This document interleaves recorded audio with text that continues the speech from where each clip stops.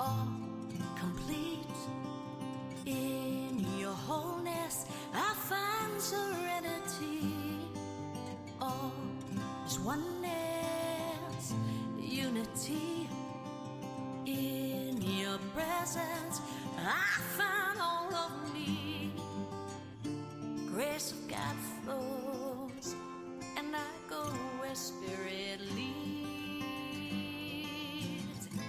I am open to receive.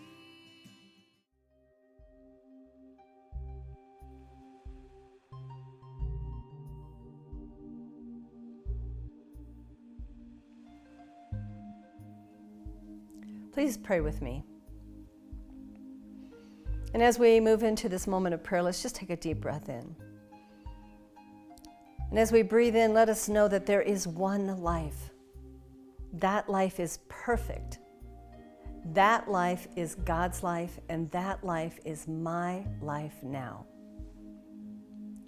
These immortal words tell us that Spirit is here now, and that we share the energy of our lives with Spirit, that we allow God, the one, divine intelligence, to live within each of us and move through us and express as us. There is one power. There is one God, and we are a part of that. There is one life. It is our life.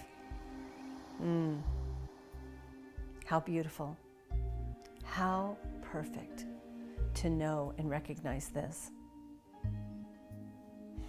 And so we just allow ourselves to be present in this moment right here and right now, and we let go of anything and everything outside of this space, of this time. We take this time for ourselves, for nurturing of our soul, of our spirit, for lifting us up, for allowing us expansion, to live fully, to breathe freely. I call it good, I call it perfect, and I give thanks. Thanks for this opportunity. Thanks for the Spirit within each and every one of us. Thanks for each and every person on planet Earth. It's beautiful. It's divine. I just let this go. I let it be. And so it is.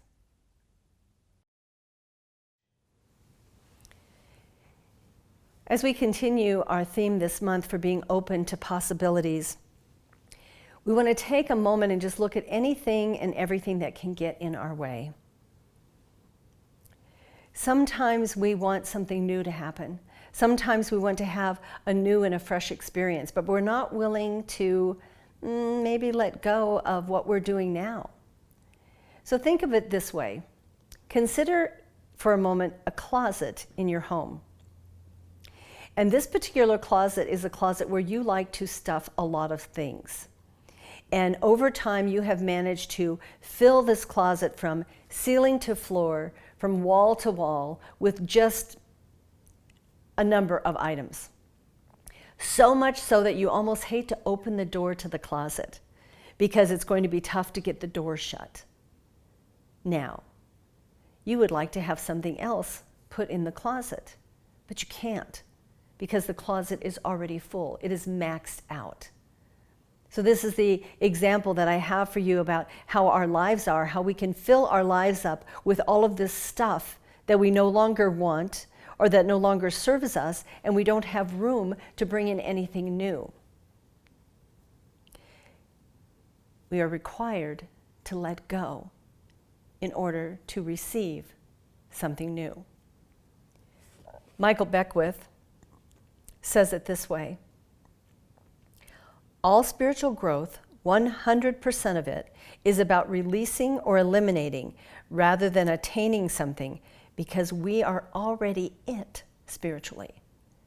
So think about that for a moment. We are already all that we need. We already have everything at our fingertips. Everything has already been created for us.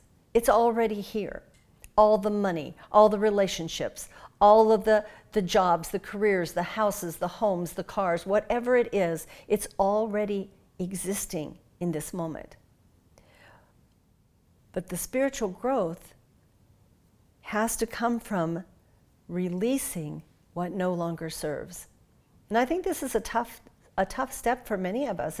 It's challenging for us to do this because this is where the work lies. I don't know about you, but sometimes I want to let it go and then I grab it back. Well, I'm not quite done with that yet. And when we let something go, then there's this opening, this space for something new.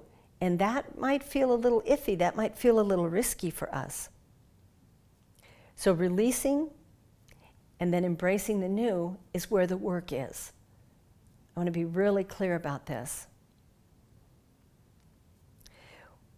We look at the idea of letting go to embrace our greater good, to have the goodness and the things that we desire. So keeping that old clunker of a car while we're looking for a new car might not be the idea, might not be the best way to go about it. Releasing it, on the other hand, and making that opening, creating that vacuum so that there's space for something new to come in, that is the answer. Releasing is not based on what we choose to release, but what Spirit's idea is for us. Because what we know in this philosophy, what we know in our lives is that God has the right idea, that Spirit knows what we can move into and how we can evolve into something more. Spirit knows. So we want to look at that idea of what can I let go of that is no longer needed in my life. I have a box upstairs in a closet in my home filled with CDs. And I looked in it not too long ago, and in that box I also found a bunch of CD cases where the CDs are no longer even in the cases, they're just in the cases are just in the box. And I keep thinking I should just pull that box down and move those out of my home. I have not utilized anything in that box for years. Why am I holding on to it? What is that about for me? And one of the reasons I bring this to your attention today is because I will probably finish this talk, and sometime later today or tomorrow I will go upstairs and I will get rid of that box of CDs. Because now that I've made it public knowledge, it's got to go. It's nothing that serves me. Is there going to be something happen someday where suddenly I need to have this massive amount of CDs? Where the technology that offers me the music I listen to today suddenly disappears and I don't have that?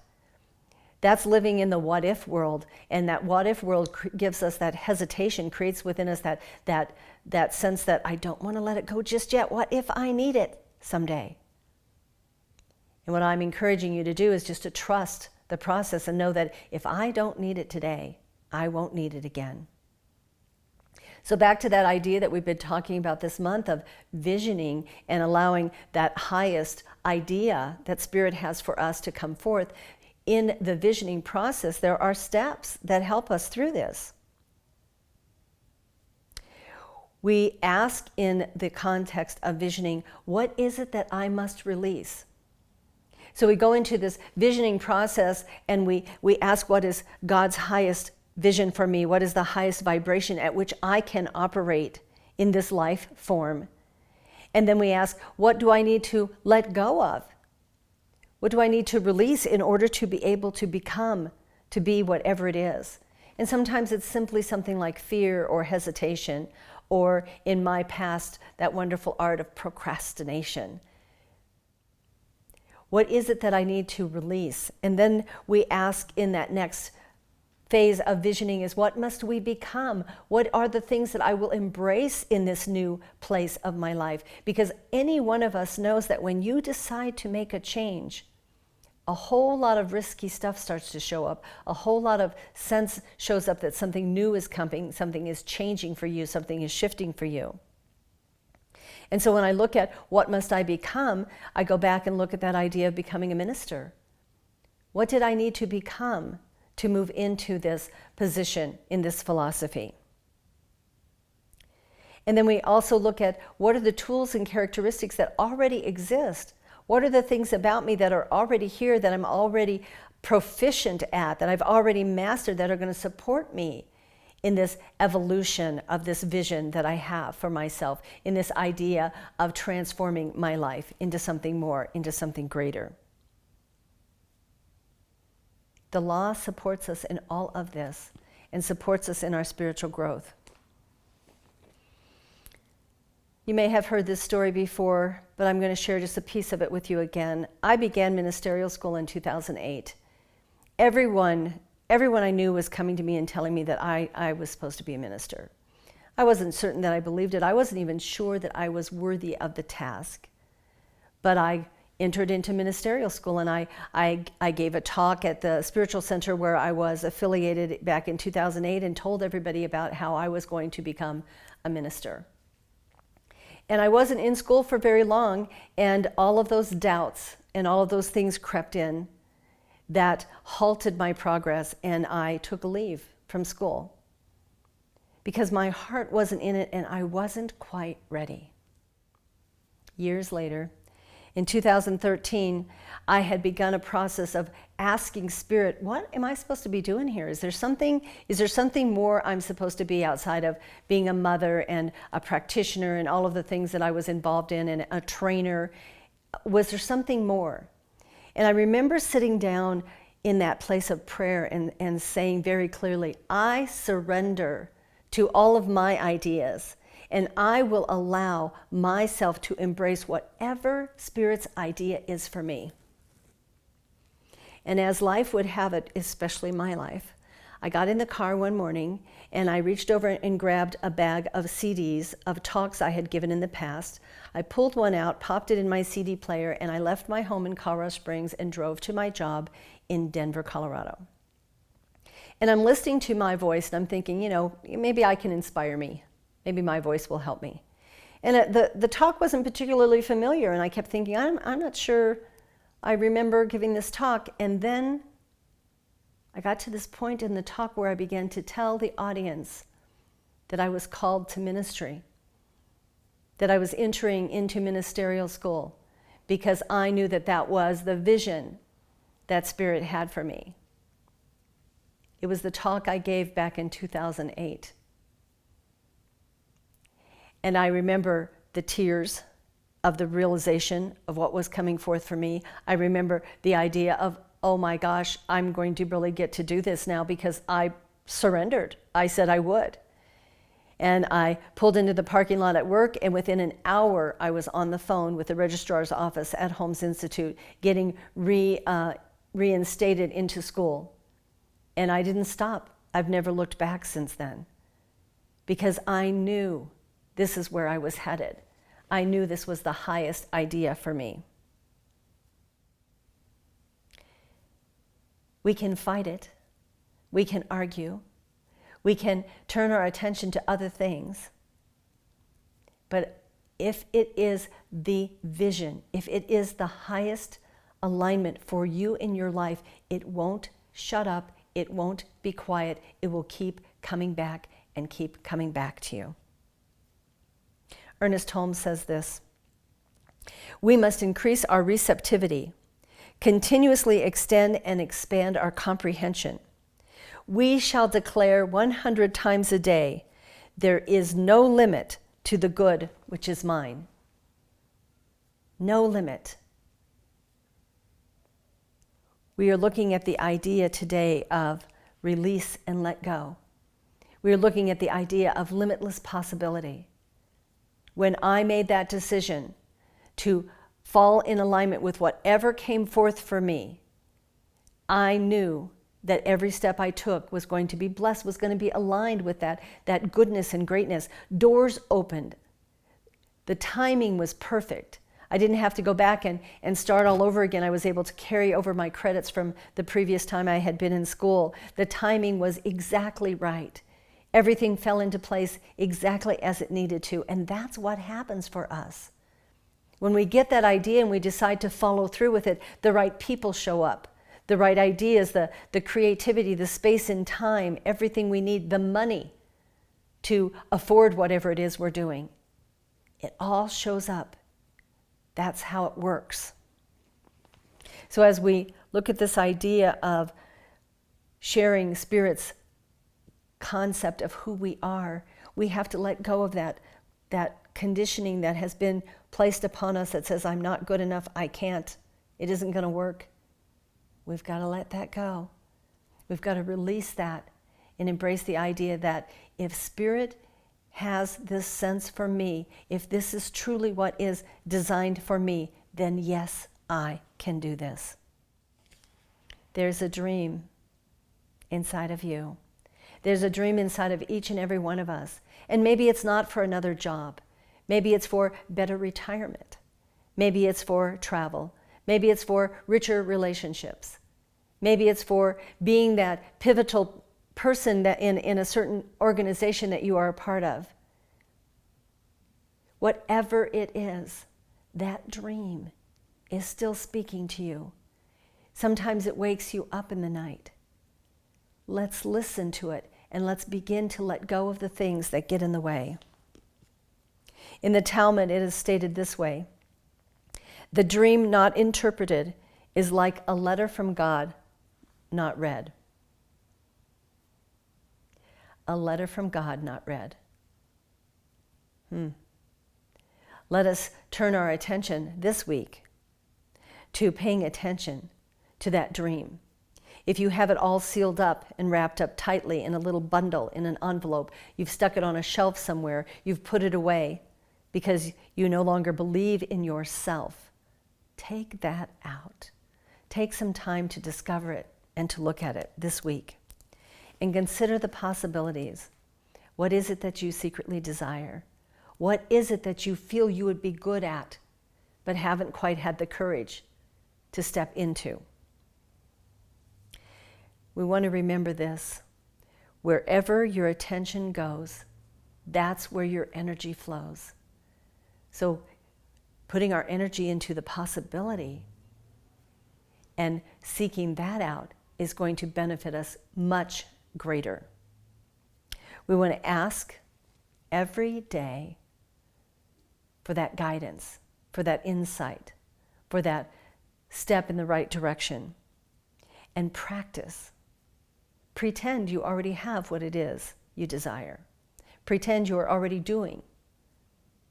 That's what I was doing back in 2008. I was already speaking. I was teaching classes and I was speaking on platforms in centers, spiritual centers.